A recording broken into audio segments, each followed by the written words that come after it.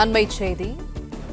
தமிழ்நாட்டு மக்கள் ஒவ்வொரு நாளும் பாதுகாப்பாக கடப்பதையே ஒரு அக்னி புரட்சியாக மாற்றியது ஸ்டாலின் மாடல் திமுக அரசு என இபிஎஸ் கண்டனம் தெரிவித்திருக்கிறார்.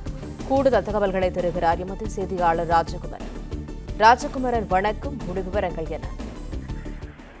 நாமக்கல் மாவட்டம் சித்தம்புட்டி கிராமத்தைச் சேர்ந்த சாமியாத்தாள் என்கின்ற மூதாட்டி தனது தோட்டத்து வீட்டில் மர்ம கொள்ளையர்களால் படுகொலை செய்யப்பட்ட செய்தி கேட்டு அதிர்ச்சி அடைந்ததாக குறிப்பிட்டிருக்கக்கூடிய எதிர்க்கட்சித் தலைவர் எடப்பாடி பழனிசாமி சாமியாத்தாள் குடும்பத்தினருக்கு தன்னுடைய ஆழ்ந்த இரங்கலை தெரிவித்துக் கொள்வதாக பதிவு செய்திருக்கின்றார்.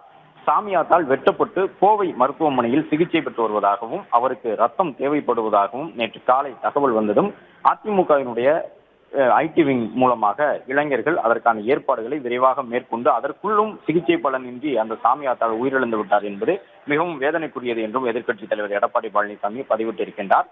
தமிழகத்தையே உலுக்கிய பல்லடம் மூவர் கொலை, சிவகிரி இரட்டை கொலை சம்பவங்களுக்கு பிறகும் இந்த திமுக அரசு இன்னும் திருந்தவில்லை என்று குற்றம் சாட்டியிருக்கக்கூடிய அவர் தமிழகத்தின் மேற்கு மாவட்டங்களில் தோட்டத்து வீடுகளில் உள்ள விவசாயிகளை குறிவைத்து நடத்தப்படக்கூடிய இந்த கொள்ளை சம்பவங்களை தடுக்க இந்த அரசு என்ன நடவடிக்கை எடுத்தது என்று கேள்வி எழுப்பியிருக்கின்றார்.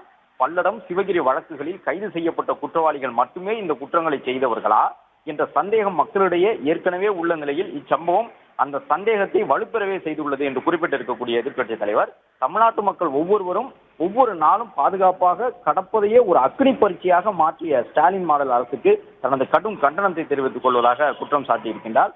சித்தம்புட்டி சாமியாத்தாள் கொலை வழக்கிலே உண்மையான குற்றவாளிகளை கைது செய்து சட்ட நடவடிக்கை எடுப்பதுடன் தொடரும் சட்டம் ஒழுங்கு சீர்கேடுகளை இனியேனும் அடக்க முயலுமாறு முதலமைச்சரை வலியுறுத்துகின்றேன் என்றும் எதிர்க்கட்சித் தலைவர் பதிவு செய்திருக்கின்றார். பிளே ஸ்டோர் மற்றும் ஆப் ஸ்டோரில் இருந்து பாலிமர் செயலியை QR கோடு மூலம் பதிவிறக்கம் செய்யுங்கள். செய்திகளை உடனுக்குடன் பெறுங்கள்.